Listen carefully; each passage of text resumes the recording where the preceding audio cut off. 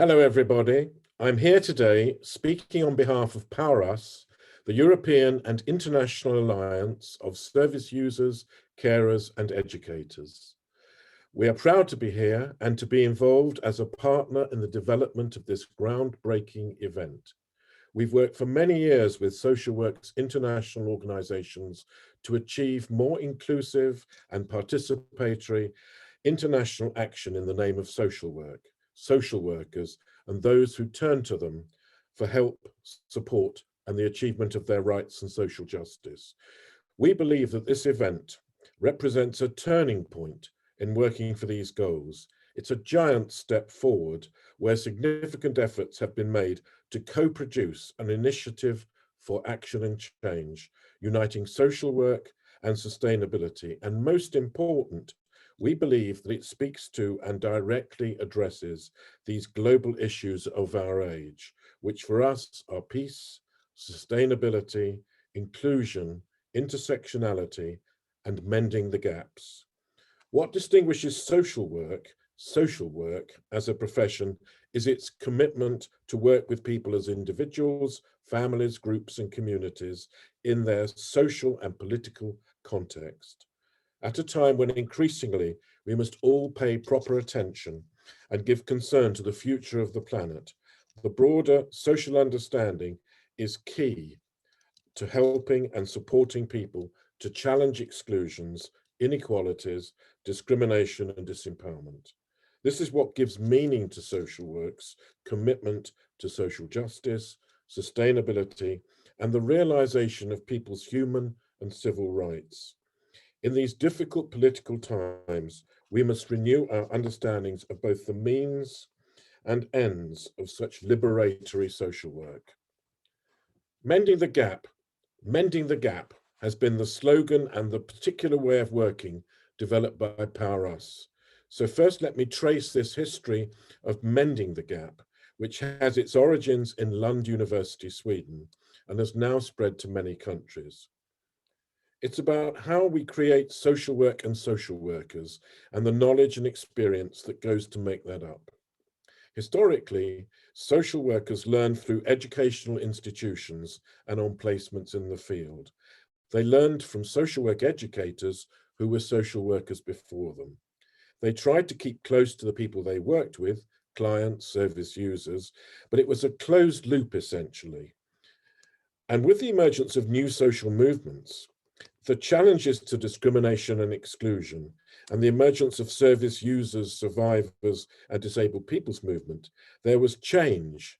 And gradually these forces led to people on the receiving end beginning to have a key role in shaping social work through their involvement in education and learning. And we've seen how this became a funded requirement, for example, in England and the UK. But then Mend the Gap from PowerUs sought to go a step forward, breaking down boundaries, challenging divisions.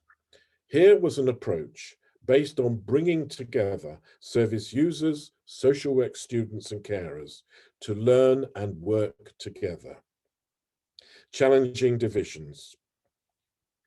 And this did more than include all their understandings and experience. It brought them together to build understandings, build trust together, challenge misunderstandings and distrust, to mend the gaps and divisions which can exist between us as service users, carers, and social workers.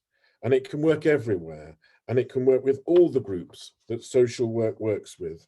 And that ranges from young asylum seekers on their own, and parents with problems bringing up their children, to people with alcohol and drug problems, poor and disabled people, and mental health service users. As we know, social work has great liberatory potential. It can offer people the support they need to live their lives more fully, to be the person they have the potential to be, to help people in their relationships and in dealing with the practical and emotional problems they face. But we also know that social work can be put to regressive purposes by prevailing ideology.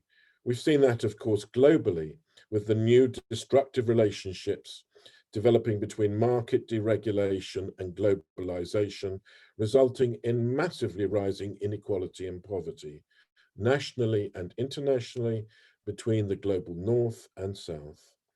And the role that such neoliberalism has seen for social work, insofar as it sees any role at all for it, is to be part of a regulatory process to discipline people, to be in an ever more harsh and poorly rewarded labour market. However difficult it may be to get a job, however damaging that job may be to the individual and community, and indeed planet, and however wasteful it is. Delegating this role to social work is part of a broader failure to recognise that if we're to challenge climate change and the endangering of the planet, then we must move away from the headlong, uncontrolled pursuit of production which is destroying our planet, its weather, its wildlife, its flora and fauna, its diversity of species. And that's where the role for future social work lies too. That role is to support egalitarian, equal and inclusive social reproduction, our personal, family and community life, the new generations we will bring to the world, to create the conditions and indeed support and help roles that will be the new work opportunities for the future, with families, disabled people, children and young people, mental health service users, and so on, enabling us to be the full people we are and can be, rather than supporting a damaging, unequal consumerist model. Instead, relationship-based social work, building our positive, equal relationships with each other, is the prospect on offer. And valuing in future the massive job we have to do looking after each other and caring and supporting each other, as more of us need that support rather than damaging and destroying each other, as sadly we're seeing now in Eastern Europe. But from PowerUs's perspective, it's not only crucial that this is the task we see ahead for social work globally, but also how we go about it. If we're truly seeking to co-build a new eco-social work, then not only must we leave no one behind, as this conference says, but we must also be working to enable everyone's involvement on equal terms in all our diversity and intersectionality. There are so many gaps for social work to work within this task, to co-build a new eco-social work, and I want to highlight some more of them here in line with PowerUs's philosophy. First, who, when we seek to involve people, we may still, despite our efforts, be leaving out. So when we're talking about such service user involvement, it's about trying to ensure everyone's potential involvement so we can get the whole picture. When shaping our lives, the user-led organisation I'm part of in the UK did a big research and development project on this. We found that there were 5 key groups who tended to get left out of participatory schemes and needed therefore to be reached out to if their voices were to be heard and included. That exclusion was on the basis of equality issues in relation to gender, sexuality, ethnicity, class, culture, belief, age, impairment, and more, where people live, if they are homeless, in prison, in welfare institutions, if they're refugees, and so on. If they communicate differently, if they do not speak the prevailing language in that society, if it's not their first language, if they are deaf and use sign language, and so on. The nature of their impairments, which may be seen as too complex or severe, inappropriately, to mean they could or would want to contribute. And where they may be seen, unfortunately, as an unwanted voice, they don't necessarily say what authorities want to hear, are seen as a bit of a problem or disruptive. So diverse and inclusive involvement is critical. It's also key that that involvement can extend opportunities for all of us as service users and carers. Second, we have to remember the importance and centrality of such user and carer involvement in research and knowledge production. That's at least been partly to do with the fact that user knowledge has tended in social work in the past to be devalued. It's only seen as true if scientific, experimental, objective research says something is. But that assumption has now come under critical challenge. And again, it brings us back to my focus. Now we need to bring the knowledge of all of us onto the table. And that starts with service user knowledge and the interaction between professional and user knowledge. Central to this is its introduction and the valuing of what's come to be called experiential knowledge, knowledge based on experience. People's lived and subjective experience rather than only knowledge acquired through professional training or research and experiment. Such experiential knowledge has been granted less value and credibility under the operation of traditional research values and principles. And the knowledge claims of researchers without such direct experience has tended to be seen as stronger. But service users have turned these arguments on their head. We've argued that by devaluing experiential knowledge, we lose a key knowledge source. We also highlight that this means, crucially, that if an individual has direct lived experience of problems like disability, of poverty, of oppression, discrimination, of cuts and austerity, of racism and sexism, when such traditional positivist research values are accepted, what they say, those service users, their accounts and narratives will be seen as having less value, less authority, less legitimacy. Because people experiencing hardship will be seen as close to the problem, they cannot therefore claim to be neutral, objective, or distant from its traditional research as traditional research has demanded. So in addition to any discrimination or oppression that they already experience, they're likely to be seen as less reliable and less valid as knowledge sources. By this logic, if someone has experience of discrimination and oppression, they can expect routinely to face yet further discrimination and be further marginalized by being seen as having less value and credibility and being a less reliable source of knowledge.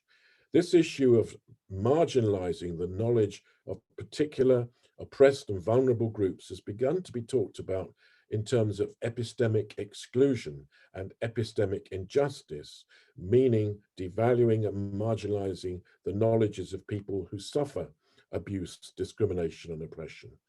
But now there is rising pressure for epistemic justice, for ensuring that everybody can contribute to creating a general knowledge base, and that perspectives of entire social groups are no longer excluded from that process. We're beginning to see the real involvement of ordinary and disadvantaged people in research. For example, people with learning difficulties from indigenous communities, people who communicate differently or experience dementia. I'd also like to touch on here a subject which we're still exploring further in our live panel, the importance of promoting participatory ways of working with governance and regulation. So far, the prevailing approaches to such areas, in keeping with the managerialist age we live in, have tended to be mainly bureaucratic and hierarchical. Our point in PowerUs is that those approaches have their own inherent limitations, tend to be qualified by their associations with inequalities of power and status, and leave out too often, crucially, the voices and insights of service users and carers. That's why we will focus on this specific under-examined area of user and carer involvement in governance and regulation in our panel. This brings me on to my third and almost last point, which concerns all of us in terms of what social workers bring to the table. This concern with experiential knowledge also highlights important issues about the involvement of practitioners, social workers themselves, in knowledge formation. It brings us back now to the issue of the frequent exclusion of current practitioners, face-to-face workers, from mainstream social work discussions and the potentially negative consequences that that can have. One survivor researcher, Yasno Russo, has developed this discussion. She argues that it's essential for the service user to foster their first-person perspective. But she's also worked as a social worker herself, and while she believes it's crucial for accounts from the first person, the service user, to be valued and prioritized, she's also introduced the second person into the discussion to be valued and prioritized. The you, and for her, here, the you is the social worker. If there's to be work and a meaningful equal relationship between service user and practitioner, she suggests the practitioner must recognize themselves as the second person in the relationship. They must be aware of themselves and bring themselves to it. So as a person has their unique experiential knowledge as a service user, so she says does the worker as a practitioner. And that's also been described helpfully, I think, as practice wisdom, what you learn from doing the job and all of who you are doing it. And while it should not be substituted for user knowledge, that is a source of experiential knowledge of its own, underpinning the other half of that critical relationship between service user and practitioner. In addition, just as service users argue that they're much more than passive recipients of care and support, they may be parents, partners, students, volunteers, community activists, workers, and so on. So, social workers are much more than the sum of their professional learning. All of us have complicated and multiple identities. This is where the importance of intersectionality comes into the picture. We only have to think of all the different roles and relationships and identities we each may have. None of us has monolithic or uniform identities. Identities are complicated, although sometimes we are made to simplify them. So social workers are always going to be much more than their professional socialization and learning.